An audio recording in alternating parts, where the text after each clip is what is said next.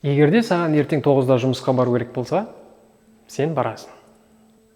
Ол жерде 100 қағаз жаз десе, жазасың. Белгілі бір заттарды тасы десе, тасисың. Бірақ сен өзіңе, мен ертең ерте тұрып жүгіріп бастаймын, немесе темекіні қоямын десең, сен түк те істемейсің. Сен өзіңді сыйламайсың.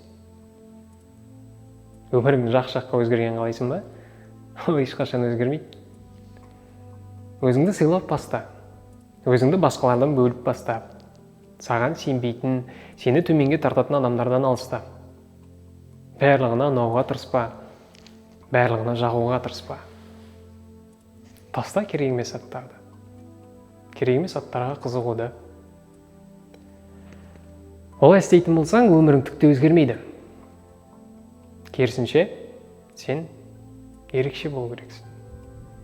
Егер де сені жұрт түсінбей жатса, егер де сенің ойларыңа күлетін болса, дұрыс, ол сенің ерекше екендігіңнің белгісі.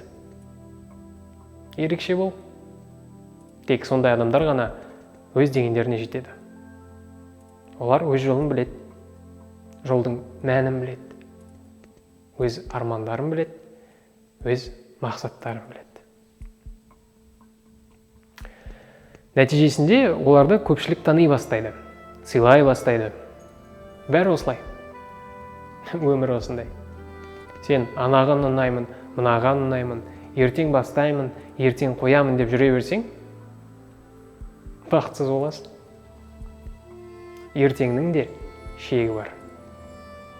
Қозғал.